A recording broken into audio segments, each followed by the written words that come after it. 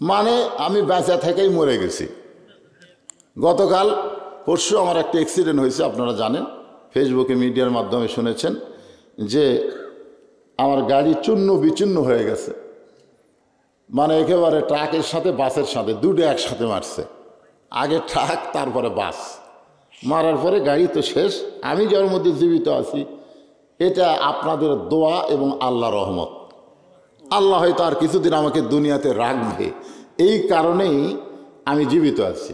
তবে আমার কয়েকটা জায়গায় একটু মানে ঘুমের মধ্যে ছিলাম, ওই বাজার কারণে উষ্টা খেয়ে পড়ে যাওয়ার কারণে আমার এই হাতটা উপরে তুলতে পারতেছে না, এখানে কিছু ব্যথা আছে, বুকে কিছু ব্যথা আছে, আর মাথায় এই অসুস্থ। আমি তো দাওয়াত যখন নিছিলাম তখন তো আর অসুস্থ ছিলাম না, এখন আমি অসুস্থ অবস্থায় আপনাদের এখানে এসেছি। আপনারা একটু দোয়া করবেন আল্লাহ যেন পুরাপুরি সুস্থতা দান করে। জোরে কোন আমিন।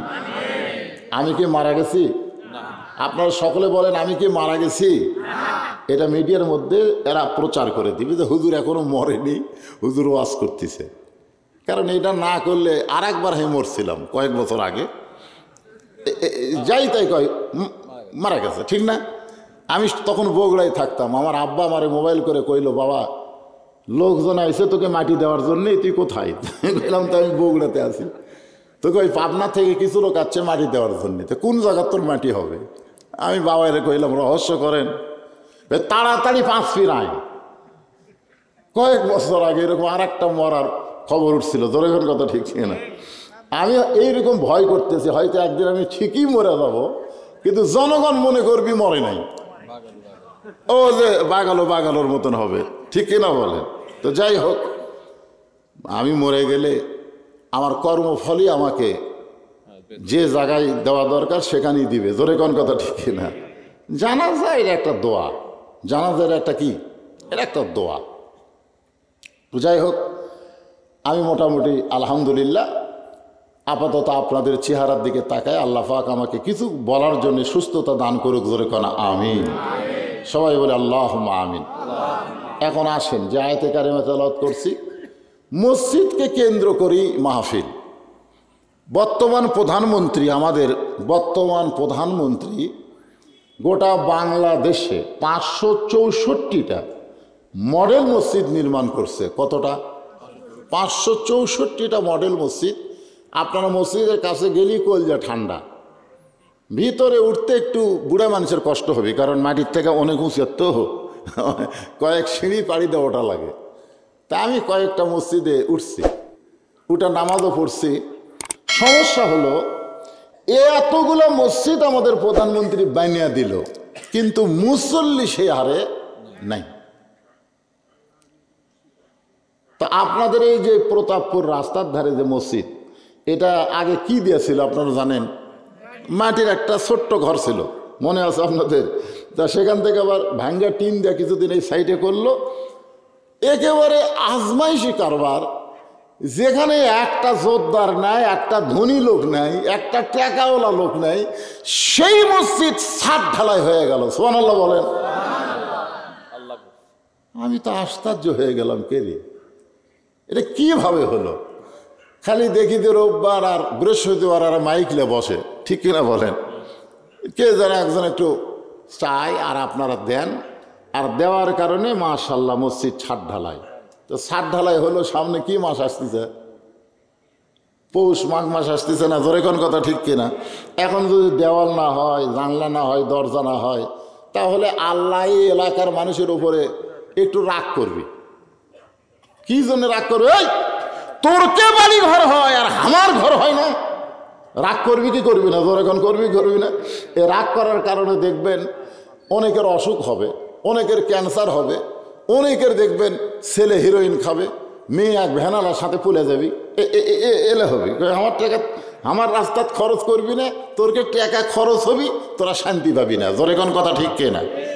আর আল্লাহর ঘর একটা তৈরি করছি আমি আপনাদের দোয়ায়, আমার মাদ্রাসায় একটা আল্লাহর ঘর আমি তৈরি করছি। বিশ্বাস করেন, ওই মাদ্রাসা এবং ওই মসজিদ তৈরি করতে আমি পৃথিবীর কারো কাছ থেকে একটা পয়সা দান সদকা লেইনি। কেন লেইনি? কেন আল্লাহ রাসূল বলেছেন, কেউ যদি আল্লাহর একটা ঘর তৈরি করে দেয়, আল্লাহ তাকে খুশি হয়ে জান্নাতে একটা ঘর বানায় দেয়। সাহাবীরা বললেন, ইয়া রাসূলুল্লাহ, আমি যদি আল্লাহর ঘর একাই তৈরি করতে না পারি তাহলে কি আল্লাহ আমাকে জান্নাতে ঘর দিবে? আল্লাহ রাসূল বললেন, তুমি একা তৈরি করতে না পারলে কি হবে, 10 মিলে যখন করতেছে তখন তুমি সেখানে অংশগ্রহণ করবে। কেউ 10,000 দিবে, তুমি না পারলে 10টা টাকা দিবে, আর ওই টাকাটা তোমার জান্নাতে একটা কামরা, একটা ঘর বানায় আল্লাহ দিবে। আর তোমার এই টাকাটা নষ্ট হবে না, ওটা জান্নাতের ব্যাংকে আল্লাহ অ্যাকাউন্ট খুলে দিবে। ধরে কোন সুবহানাল্লাহ। এই দান করার ব্যাপারে ছোট্ট একটা ওয়াজ করার পরে আমি আয়াতের তাফসিরে আসতেছি। ইয়া আইয়ুহাল্লাযীনা আমানুস্তাঈনু বিস-সাবরি ওয়াস-সালাহ। সালাহ মানে কি? নামাজ। এই নামাজ নিয়ে আমার কথা হবে। আর যারা বেনামাজি তারা আমার মন খারাপ করেন না। অনেকে বলে, না হুজুর আমি তো বেনামাজি না, আমি জুমার দিনে নামাজ পড়ি হুজুর। এরকম মুসল্লি আছে না নাই? 5 ওয়াক্ত পড়ে না, কিন্তু জুম্মার নামাজ পড়ে। মনে করেন আল্লাহ হাসরের ময়দানে রহমান রহিম খুশি হয়ে বলতেছে, যাও যারা 5 ওয়াক্ত পড়নি, খালি জুম্মার নামাজ পড়ছো, আমি আল্লাহ তাদেরকে জান্নাত দিয়ে দিলাম, যাও। কারণ আল্লাহর দয়ার কোনো শেষ আছে?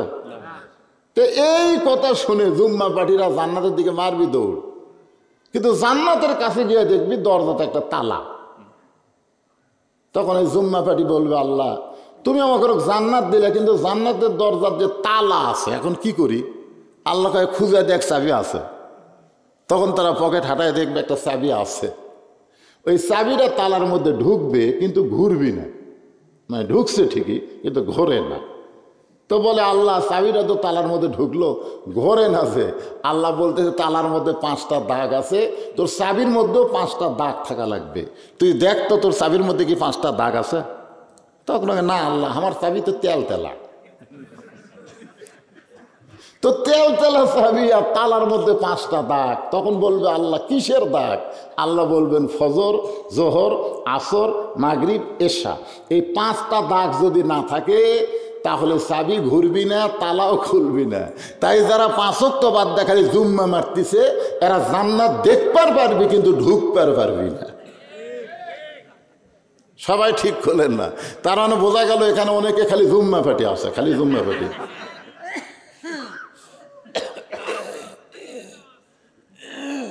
এই আমি যে আয়াতে কারিমা তেলাওয়াত করছি, এখানে জুম্মার নামাজের ওয়াজ হবে না, এখানে 5 ওয়াক্ত নামাজের ওয়াজ হবে।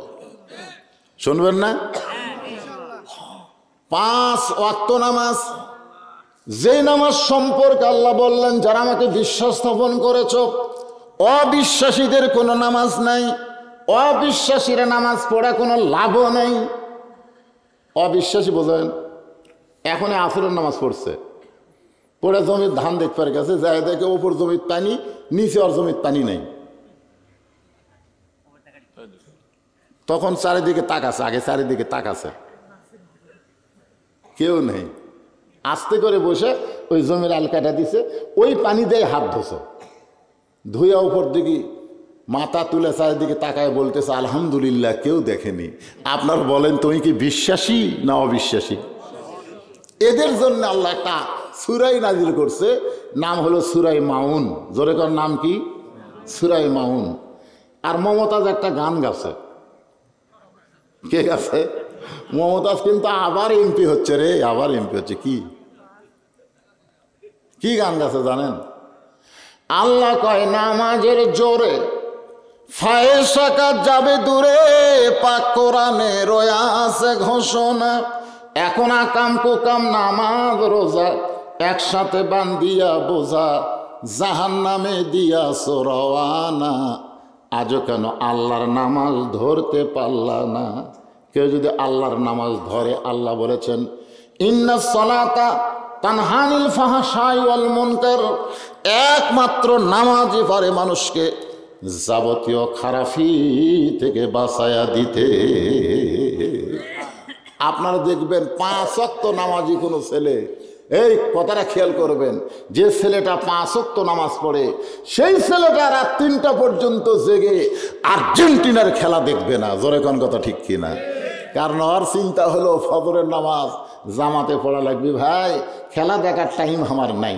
জোরে কোন কথা ঠিক কিনা? যারা 5 ওয়াক্ত নামাজ পড়ে এরা কোনোদিন ব্রাজিলের জার্সি গায়ে দিবে না, কোনো দিনও দিবে না। তো নামাজ ওকে যাবতীয় খারাপি থেকে বাঁচাই দিবে। এ কথা কি আমার না আল্লাহ? এই জন্য আল্লাহ বললেন আস্তাইনু বিস-সাবরি ওয়াস-সালাহ ইন্নাল্লাহা মা'আস সাবিরিন। কারণ মসজিদ বানানো হবে কিসের জন্যে? নামাজের জন্যে। জোরে কোন কিসের জন্যে? আজকে সেই মসজিদে নামাজ পড়তে চায় ফিলিস্তিনিরা, সেই মসজিদে ফিলিস্তিনিরা নামাজ পড়তে চায়, কিন্তু ইসরায়েলের ইহুদিরা নামাজ পড়তে দিচ্ছে না। শুধুমাত্র নামাজ পড়বে এই জন্যে পর্যন্ত 21,000 ফিলিস্তিনিকে ওরা হত্যা করছে শুধু নামাজের জন্যে। জোরে কান সুবহানাল্লাহ। কারণ সাহাবের একবার নবীকে প্রশ্ন করছিল, ইয়া রাসূলুল্লাহ, মক্কার কাবা আর ফিলিস্তিনের বাইতুল মুকাদ্দাস এই দুই মসজিদের মধ্যে দাম বেশি কার? না না, মক্কার কাবা আর ফিলিস্তিনের বাইতুল মসজিদ নয়, বাইতুল মুকাদ্দাস, এই দুই মসজিদের মধ্যে দাম বেশি কার? না না, না বুঝে অজগবে এক কথা কজবে।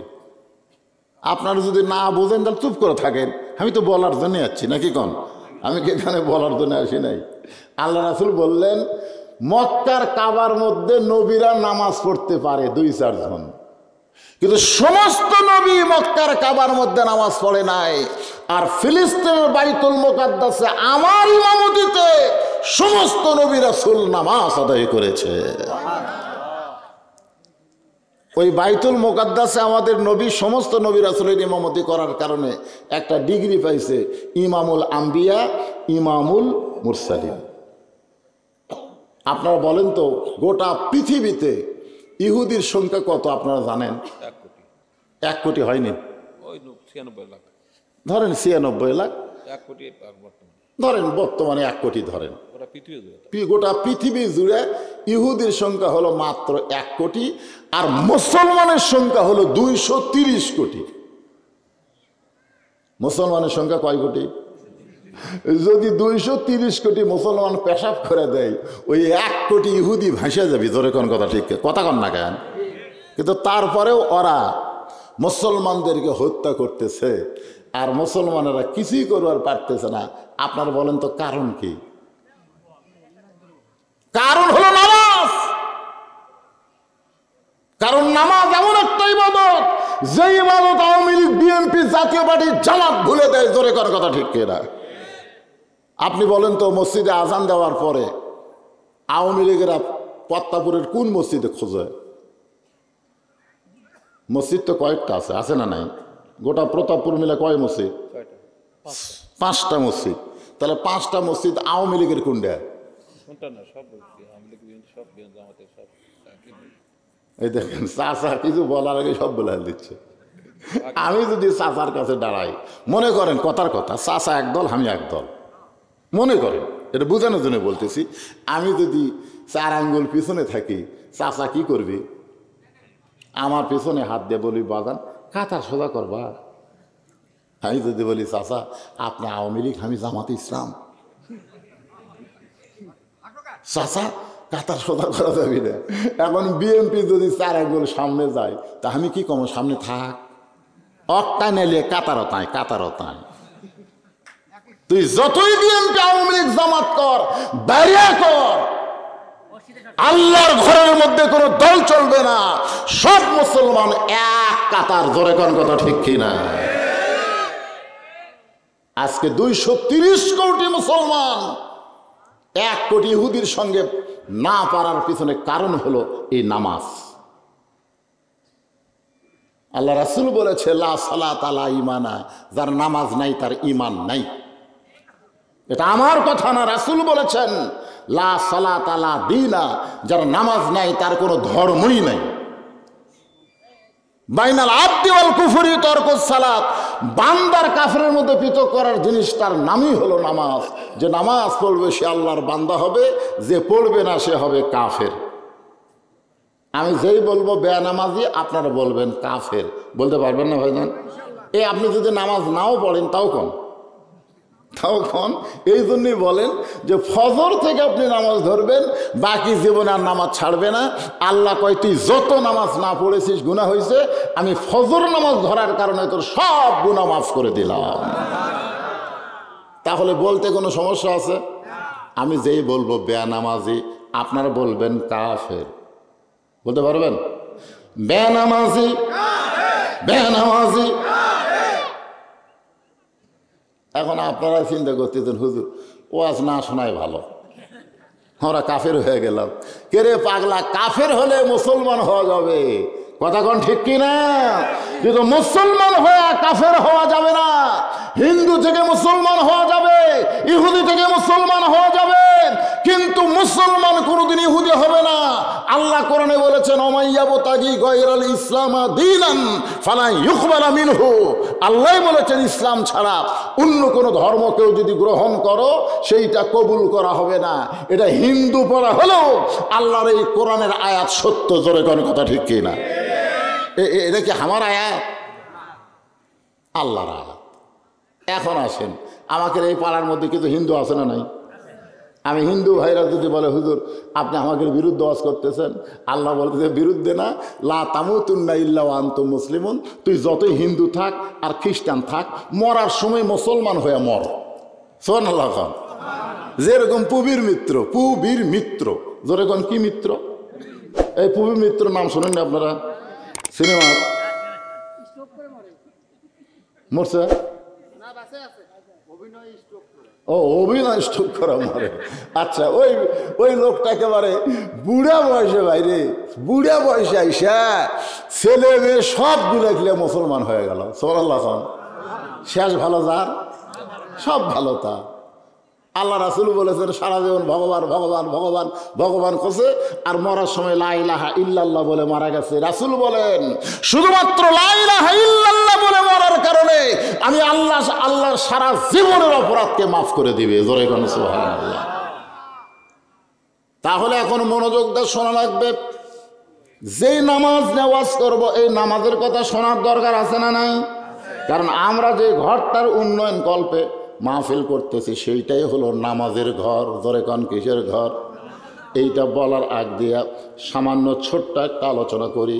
আলোচনাটা হলো নবীর মেয়ে ফাতেমা দুপুরবেলায় হযরত আলীর কাছে সে কাঁদতেছে। আলী বলতেছে ফাতেমা কান্দো কেন? বলে কান্দার কারণ হলো আমার হাসান হোসাইন ক্ষুধার জ্বালায় সব সময় আমার কাছে খাবার চাই। আপনি হলেন বাবা, বাবার কাছে সন্তান কিন্তু সাহস কম পায়, বরং তারা মায়ের কাছে সাহস বেশি পায়। জোরে কোন ঠিক কি না?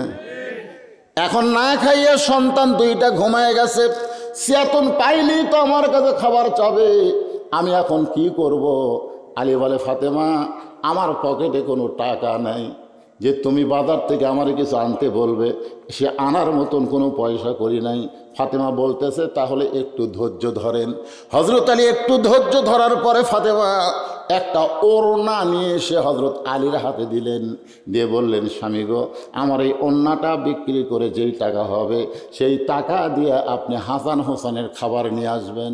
হযরত আলী ওড়নাটা জামার পকেটের মধ্যে ঢুকাইলেন, জামার পকেটের মধ্যে নিয়ে বাজারের মধ্যে ঘুরতেছেন আর চিন্তা করতেছেন আমি ওড়নাটা বের করে যদি বিক্রি করবার চাই আর খরিদ্দার যদি জিজ্ঞাসা করে কারণ না, আমি যদি বলি আমার বইয়ের ওড়না, তাহলে খরিদ্দার মনে করবে পুরুষ মানুষ যখন বইয়ের জিনিস বেচা খায় ওই পুরুষটাই হলো দুর্বল পুরুষ।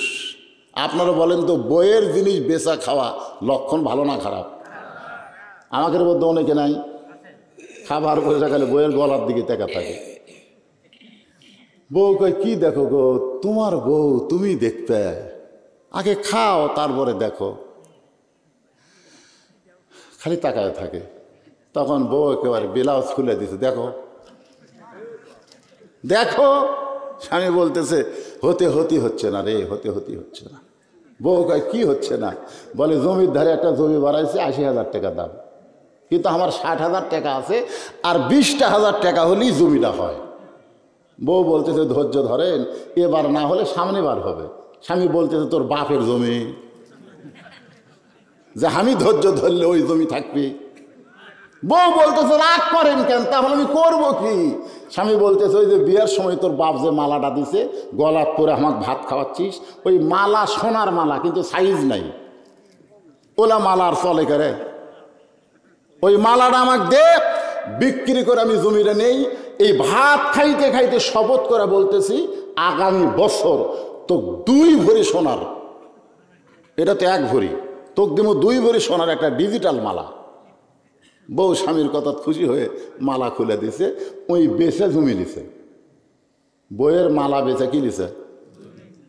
মেয়েরা কিন্তু সব কথা খেয়াল না থাকলেও কিছু কথা মেয়েদের খেয়াল থাকে কি থাকে না। বলে কিন্তু 1 বছর পরে এসে বলতেছে কে গো স্বামী, গত বছর মালা বিক্রি করে জমি নিলেন, আমাকে মালা দেবেন না? তখন স্বামী মুচকে মুচকে হাসে। বউ বলে হাসেন কেন? বলে তুই বোঝ রশিদের ওয়াজ শুনিস নি? বউ কয় বোঝ রশিদ আবার কি ওয়াজ করছে? বোঝ রশিদ ওয়াজ করছে মেয়েরা কেবলমাত্র এক ব্যক্তির জন্য সাজতে পারবে, সেই ব্যক্তি হলো তার স্বামী। তো তোকে যদি মালা ছাড়াই আমার ভালো লাগে, তাহলে মালা কেনার কি দরকার রে?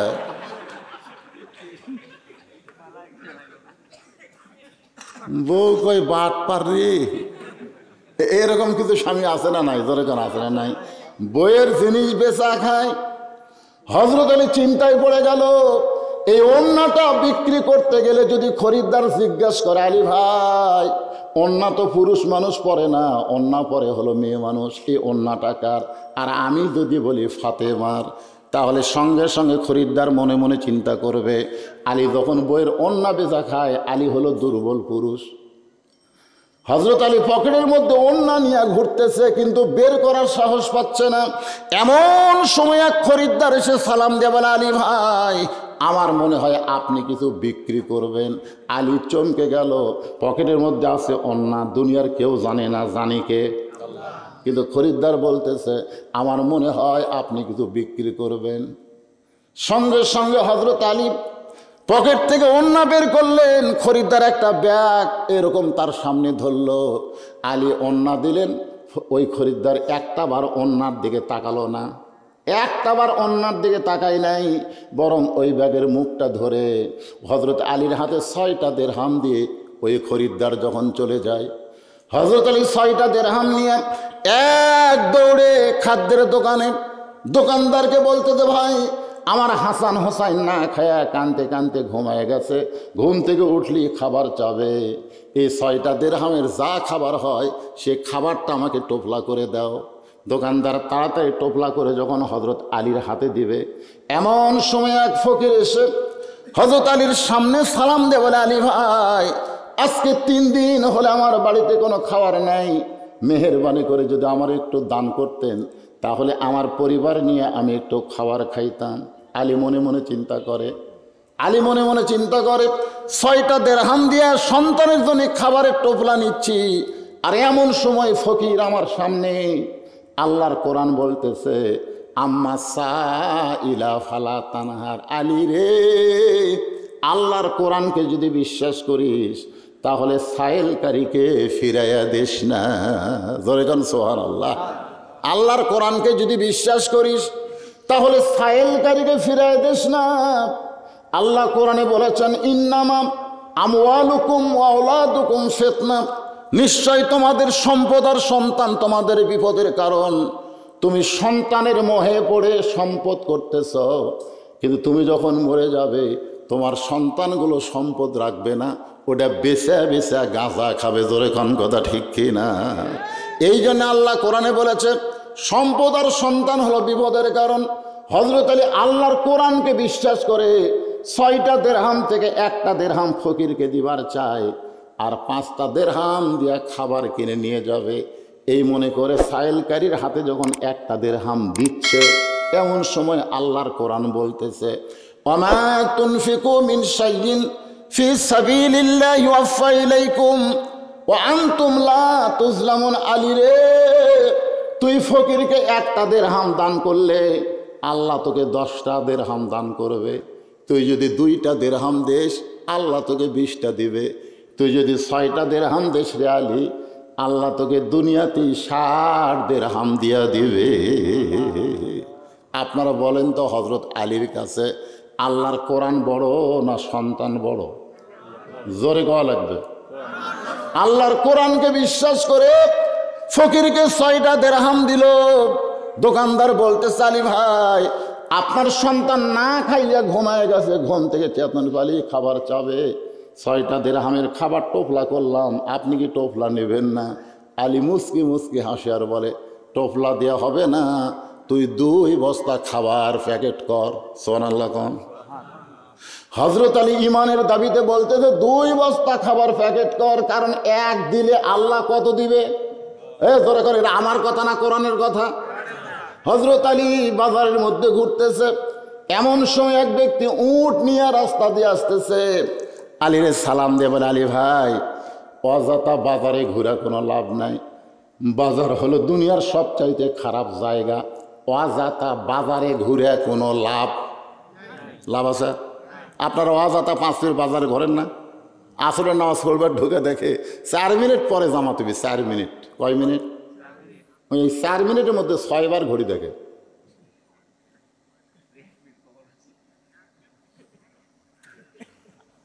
কেসা দেখেন তার কয় মিনিট?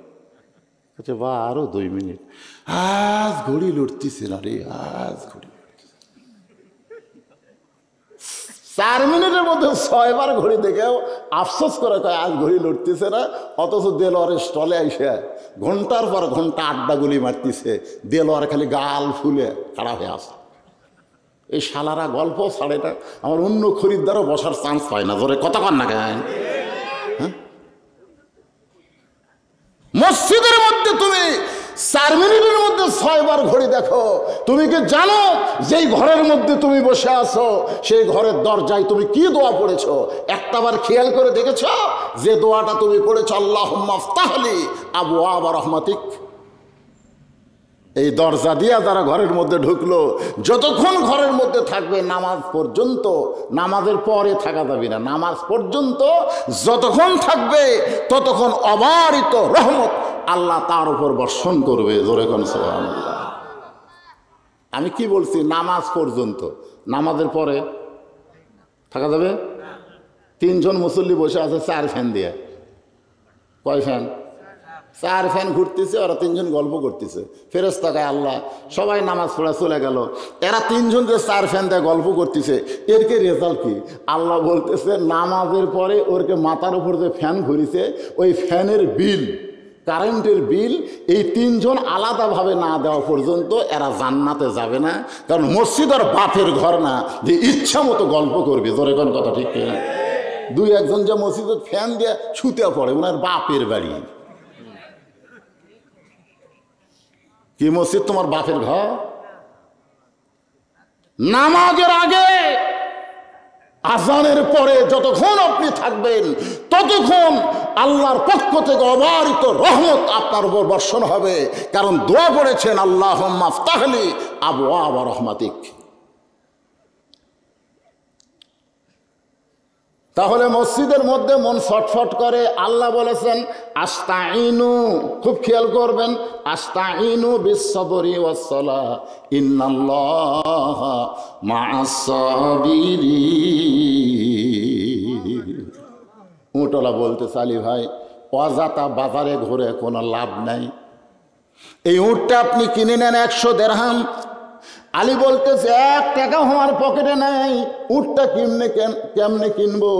উটওয়ালা বলতেছে আলী ভাই আপনি বাকিতে উটটা নেন, বিক্রি করে আপনি টাকা দিবেন, এটাও কি আপনি পারবেন না? হযরত আলী 100 দিরহাম বাকিতে উটটা নিলেন। উটটা নিয়ে যেই মাত্র বাজারে গেছে চারিদিক থেকে খরিদ্দার এসে আলীকে ঘিরে ধরছে। রাসূল বলেছেন একজন আলেমের চেহারার দিকে যদি তাকাও আল্লাহ তোমার জীবনের সগীরা গুনাহ মাফ করে দিবে। আপনারা বলেন তো হযরত আলী কি তুইয়া মুই আলেম না বড় আলেম? কত বড় কণ্ঠ! আল্লাহ রাসূল যখন মদিনার প্রেসিডেন্ট ছিলেন তখন হযরত আলী ছিল শিক্ষামন্ত্রী। আবু বকর রাদিয়াল্লাহু যখন মদিনার খলিফা ছিলেন তখনও হযরত আলী হচ্ছে শিক্ষামন্ত্রী। উমর ফারুক যখন মদিনার খলিফা ছিলেন তখনও হযরত আলী হচ্ছে শিক্ষামন্ত্রী। সুবহানাল্লাহ কোন। হযরত ওসমান যখন মদিনার খলিফা তখন আলী হচ্ছেন শিক্ষামন্ত্রী।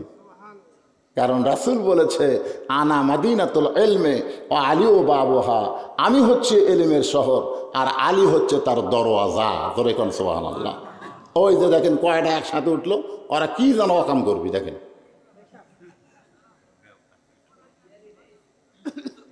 এই ছেলেদের এই বয়সের ছেলেদেরকে স্বয়ং জিবরাইলও এসে যদি ওয়াজ করে এদেরকে ভালো করা যাবে না, কারণ এদের হাতে এমন একটা মাল আছে।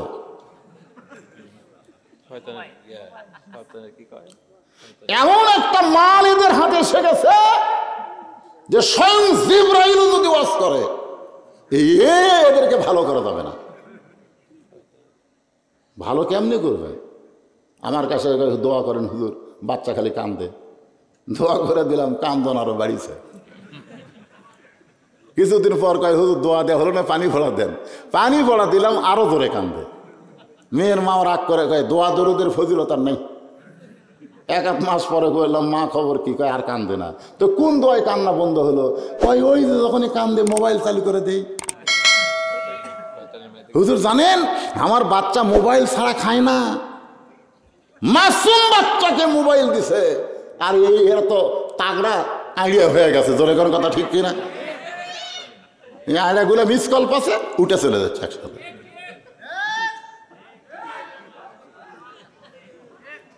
এটা কি আমি ঢাকা তো ওয়াজ করবো কি করে? এটা আমার এলাকায় ওয়াজ করতেছি। আপনি কি মনে করছেন নামাজের উপরে কথা চলতেছে আর নামাজের ওয়াজ ভালো লাগে না? এই বেটা 14 গোষ্ঠী মুসলমান হওয়ার পারবে না। ধরে কোন কথা ঠিক কি না? নামাজ ভালো লাগে না, তোমাকে ভালো লাগে কি? হ্যাঁ, চারিদিক থেকে খরিদ্দার এসে হযরত আলীর দিকে তাকায় আছে, কারণ আলী হচ্ছে আনা মাদিনাতুল ইলমে ওয়া আলী ও বাবুহা। ধরে কোন সুবহানাল্লাহ। আল্লাহ রাসূল বলেছেন আমার পরে এই দুনিয়াতে সবচাইতে বড় আলেম হলেন হযরত আলী। একবার উমর ফারুক রাদিয়াল্লাহু তাআলা জেরুজালেমে গেছিলেন। আপনার ঘটনা জানেন। জেরুজালেমের কিনারে যখন গেছেন খ্রিস্টানেরা স্বাগতম জানার জন্য আইছে। তো উটের পিঠে যে মানুষটা বসে আছে তাকে হযরত উমর মনে করে এরকম একটা চৌকিয়া এনে চৌকিয়ার নিচে একজন হামাগুড়ি দিয়ে বলতেছে আমিরাল মুমিনিন সরাসরি উঠ থেকে নামতে আপনার কষ্ট হবে, তো এই জন্যে চৌকির উপর দিয়ে আমার পিঠের উপর পাও দিয়ে নামেন। তো উটের পিঠের মানুষ খালি ছোট বাচ্চার মতন কান্দে।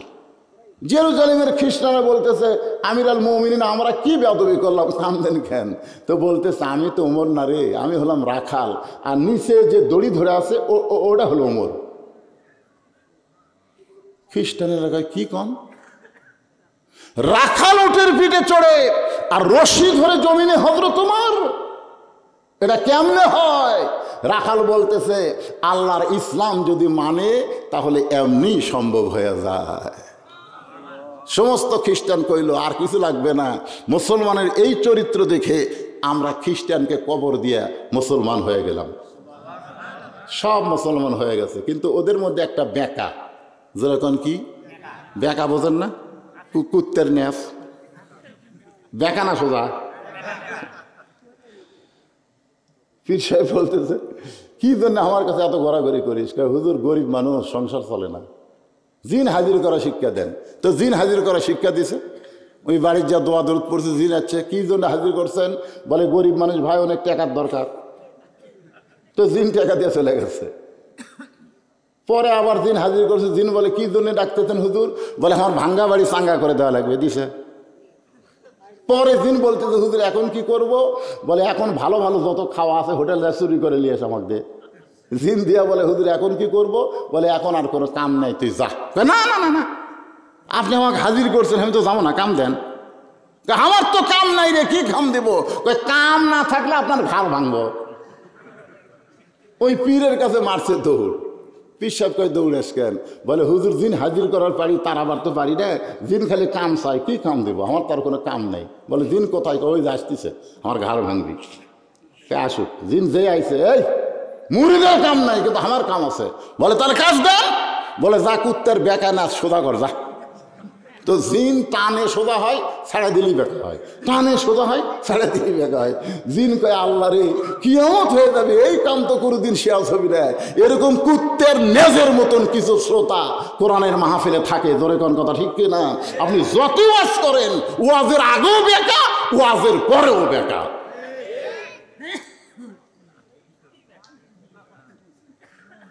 আপনার কি বেকা হয়ে শুনতেছেন না সোজা হয়ে? তাহলে একটু মনোযোগ দিয়ে শুনবেন। এখন খরিদ্দারের মধ্যে একজন বলতেছে, আলী ভাই কত দাম নিবেন? ও তো যে কথা বলতেছিলাম সেটাকে বলি। এখন ওই বেকাটা দৌড় মারছে খ্রিস্টান পাদ্রির কাছে, যা বলতেছে আপনি ঘরের মধ্যে জিকির মারতেছেন আর মদিনার থেকে উমর আসে সব খ্রিস্টান মুসলমান করছে। পাদ্রি কয় কাম তো সারা। পাদ্রি দৌড়ে এসে বলতেছে, ও মুসলমানের খলিফা ওমর, আমিও মুসলমান হবার চাই। ওমর ফারুক বলেন, আলহামদুলিল্লাহ, আপনি খ্রিস্টানদের পাদ্রি, আপনি মুসলমান হলে তো খুব ভালো কথা।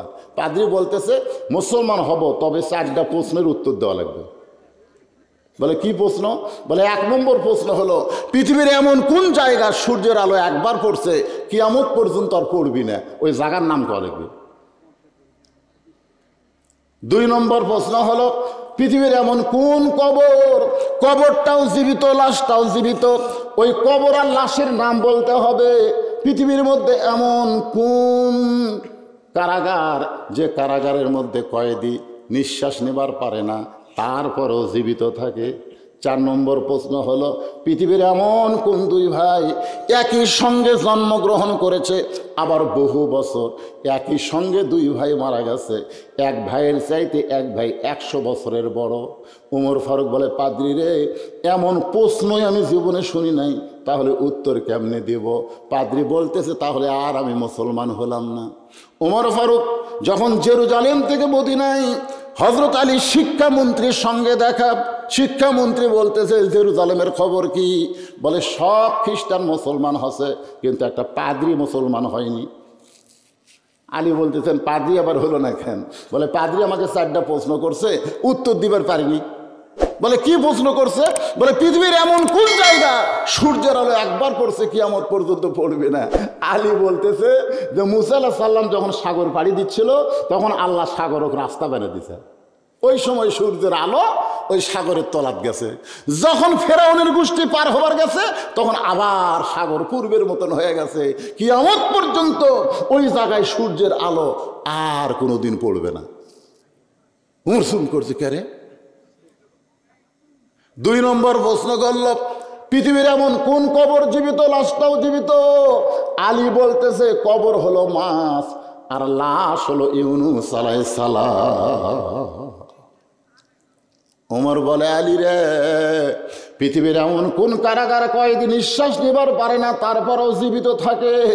আলী বলতেছে, মায়ের উদর সন্তান নিঃশ্বাস নেবার পারে না, এরপরেও আল্লাহর কুদরতে জীবিত থাকে।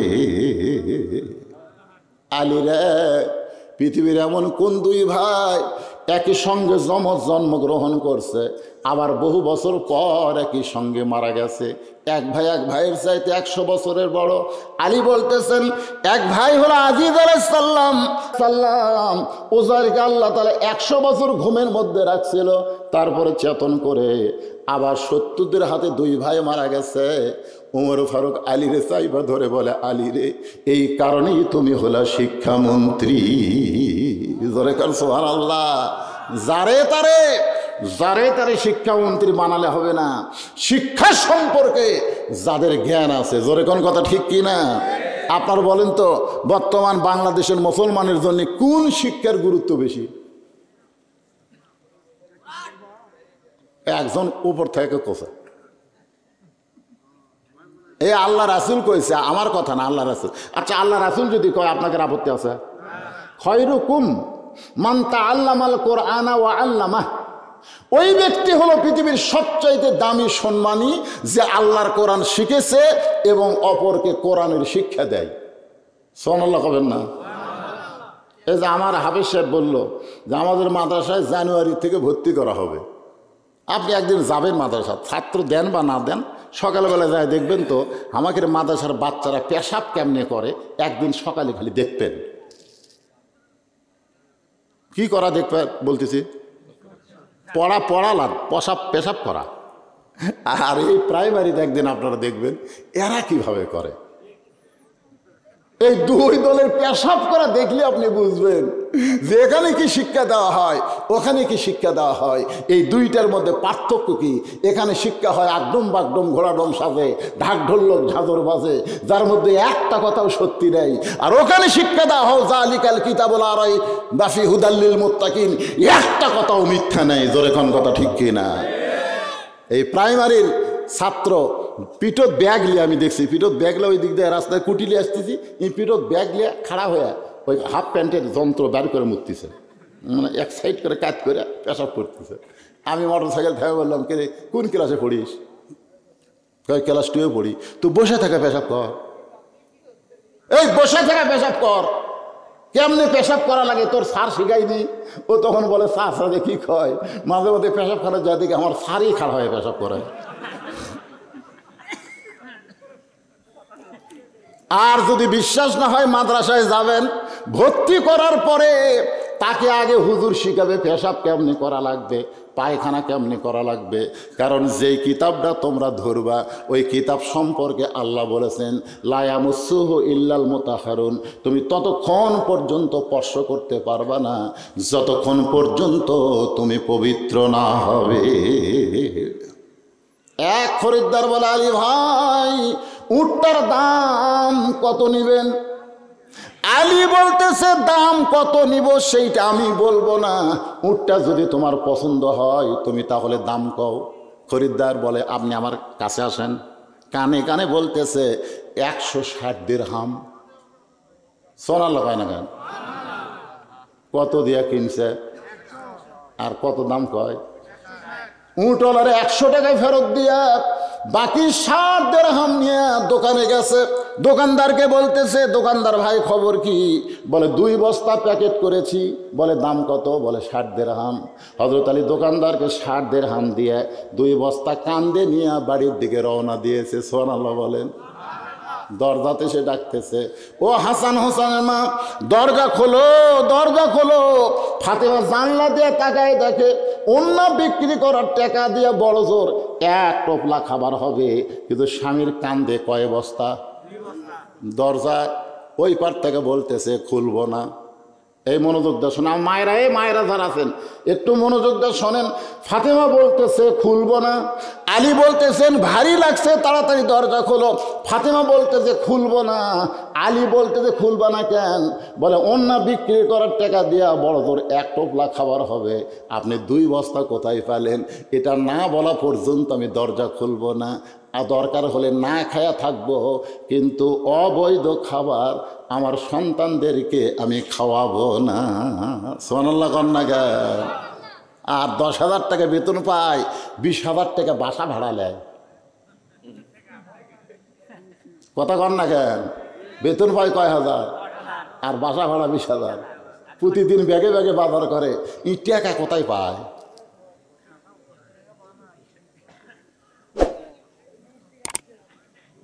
বউ যদি বলতো আপনি 10,000 টাকা বেতন পান, 3,000 টাকা টিন শেড বাসা নেন, 7,000 টাকা হালাল ভাবে খাবো, একটা স্বামীও দুর্নীতি করতো না। জোরে কোন কথা ঠিক কিনা? কিন্তু বইয়েরা কয় এই মালা পুরানো হয়ে গেছে, নতুন একটা মালা চাই। এটা একটা খাট হলো, একটা ডিজিটাল খাট কেনা লাগবে। এখন স্বামী কি করবি? কেরানি মানুষ, ঘুষ খাওয়া ছাড়া বুদ্ধি আছে? ফাতেমা বলতেছে অন্য বিক্রি করার টাকা দিয়ে বড় তোর 1 টোপলা খাবার হবে, আপনি 2 বস্তা খাবার কোথায় পেলেন? না বলা পর্যন্ত দরজা খুলবো না। আলী বলতেছে আগে দরজা খোলো তারপরে বলবো। ফাতেমা বলতেছে আগে বলেন তারপরে দরজা খুলবো। আলী বলতেছে আগে খোলো তারপরে বলবো। স্বামী স্ত্রীর মধ্যে কি জিদ? জিদ বোঝেন না?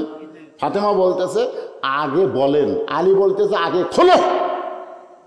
এমন সময় আল্লাহর কোরআন বলতেছে আলী আর রিজালু কাওয়ামুনা আলান নিসা, পুরুষরা নারীদের উপরে থাকতে হবে।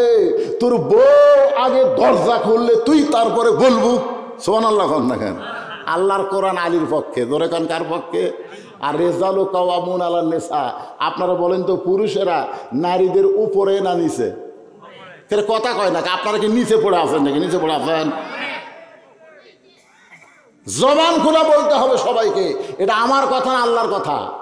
আর রেজালু কাওয়ামুনা আলান নিসা, পুরুষেরা নারীদের আরো জোরে জোরসে বলুন। অথচ আজকে নারীরা পুরুষের সমান অধিকার চাই কি চায় না?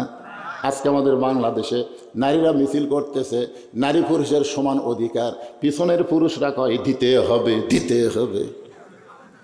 আমি মা বোনদের জন্য বলবো, মা আপনি কেন পুরুষের সমান অধিকার চান?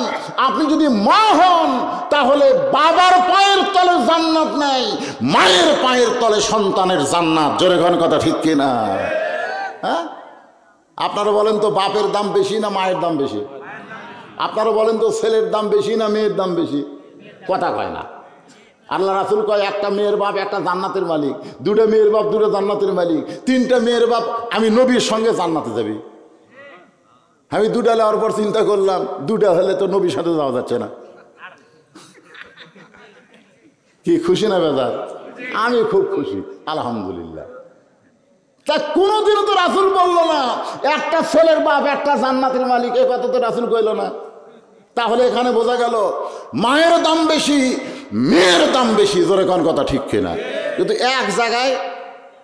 একটা জায়গায় খালি দাম একটু কম, সেটা যখন স্বামীর কাছে বউ।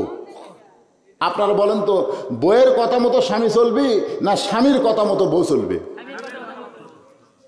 যারা বিয়ে করেনি তারা বলতেছে, যারা বিয়ে করছে এরা কথা বলতেছে না তো, এরা চিন্তাত পড়ে গেছে। অজগবি একটা কয়ে বাড়ির যে আমি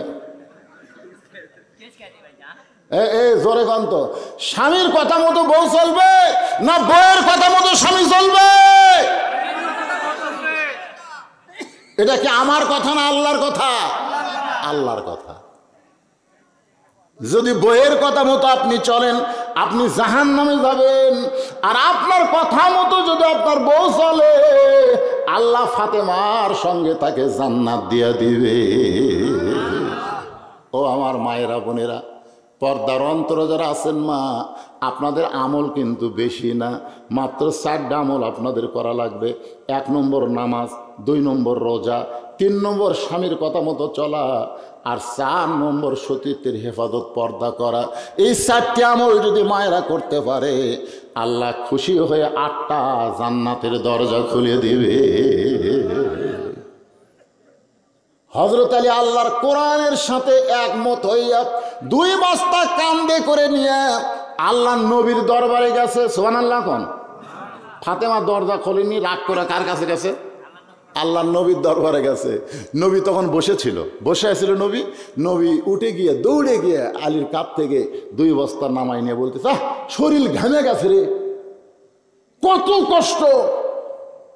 নবী হযরত আলীর কষ্ট দেখে নিজের হাতে কাপ থেকে বস্তা নামাই নিছে। আলী বলতেছে, হুজুর আপনি এত ভালো কিন্তু আপনার মেয়েটা,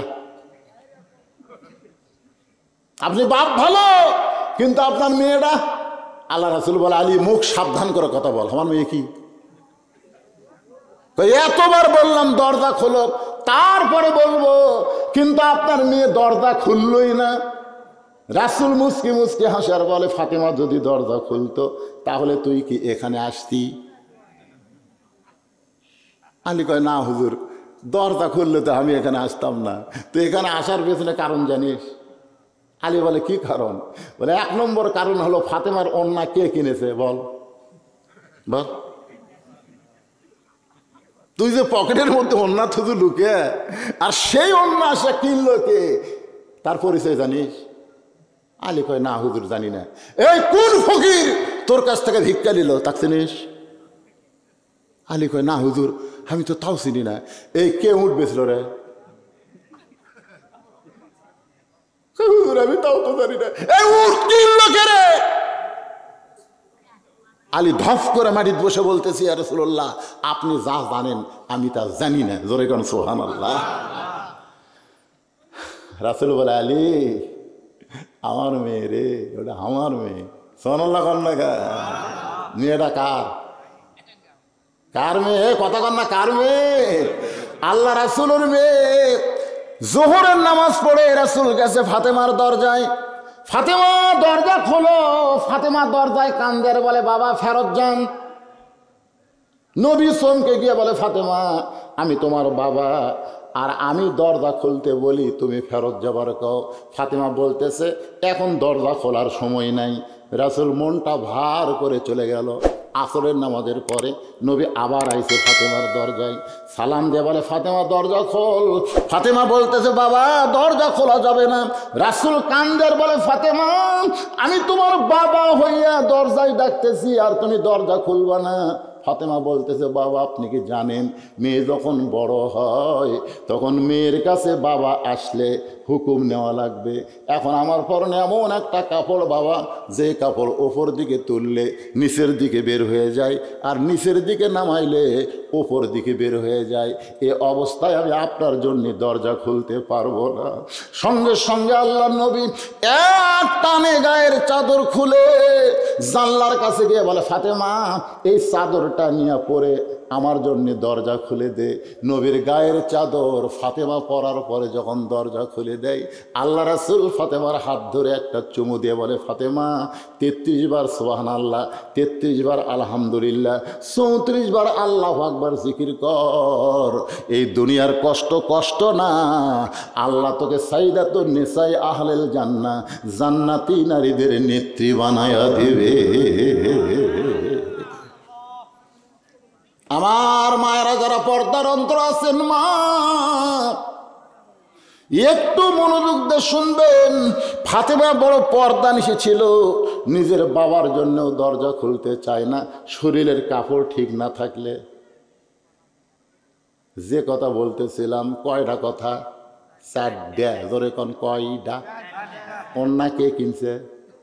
আলী কয় জানি না। কোন ফকির ভিক্ষা নিল?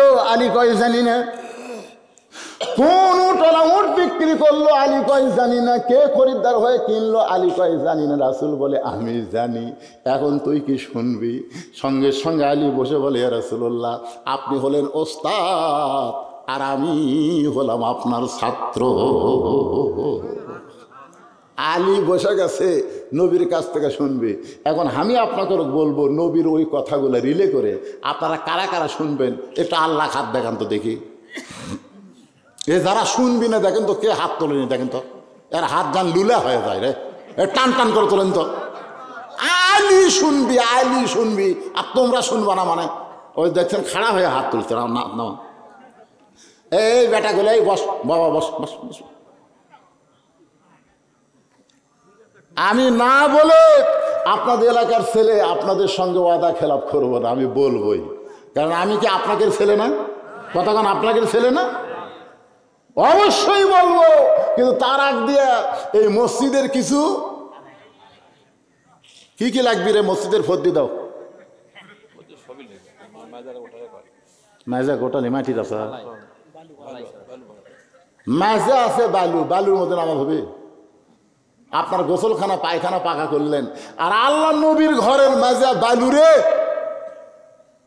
এই বালু মাজা পাকা করার জন্য 1000 ইট দিবে কোন আল্লাহর পাগল? দুনিয়ার আল্লাহর ঘর দিবে, আল্লাহ থেকে জান্নাতের একটা ঘর বানায় দিবে। জোরে কোন সুবহানাল্লাহ। 1000 ইট। এই এতগুলো মানুষের মধ্যে 1000 ইট দিবেন কোন আল্লাহর পাগল? বেশি হয়নি কিন্তু। আপনি যখন 1000 ইট নিয়ত করবেন আল্লাহ কয় তোর আমল নামা একটা হজ লিখলাম, যা। কোত্থেকে টাকা আমি তোকে দিব তুই বুঝতে পারবো না। আলী যদি আল্লাহ সাথে সাথে 6 টাকার জন্য 60 টাকা দেয়, আল্লাহকে আপনাকে দিয়ে পারবি না? যখন পারবি কে? পারবে না। ওই বালু মাজা ইট করা লাগবে, 1000 ইট দিবেন কে? হাত তোলেন। আগে ইটটাই তুলি তো 1000। একবারে কেউ অত চাপ দিল, চাপের চোটে চেপা হয়ে যাবি। এই মেম্বার সাহেব কোটি লিটন কোটি গেল? আমার লাগে না 1000 কি? লিল্লাহি তাকবীর। আজকের মাহফিলের সম্মানিত সভাপতি আমার চাচা 1001 নম্বর ইট। জোরে কোন মারহাবা। আর ইট দিলে হই না, হাসাল মাটির মতন ইট দিলে চলবে? এক নম্বর চাচা, এক নম্বর। 1000 ইট পাওয়া গেল, 500 ইট কে দিবেন? 500 ইট কে দিবেন রে? একজন আল্লাহর বান্দা 500 ইট, এটা কোনো ব্যাপার হলো? আপনি নিয়ত করেন বাবা, নিয়ত করেন, নিয়ত করেন। আমি যখন মাস শেষ হয়, মাস যখন শেষ হয় না, তখন আমি চিন্তা করি বাবুর্চির বেতন, ড্রাইভারের বেতন, হুজুরের বেতন, ইমাম সাহেবের বেতন, এই কারি সাহেবের বেতন, এর বেতন অনেক টাকা বাড়ে। এত টাকা সারা রাত জায়গায় জায়গায় কামাই করে এত টাকা দেওয়া লাগবে। আমার মন বলে না দিলে কি হবে? ইমান বলতেছে মরবো না, হেই তুই মরবো না। এই যে কাল মরার থেকে আল্লাহ ফেরত লেছে কৃষক জানেন, এই মাদ্রাসা, মসজিদ আর এতিম বাচ্চার দোয়ার কারণে। সুবহানাল্লাহ কন না কেন?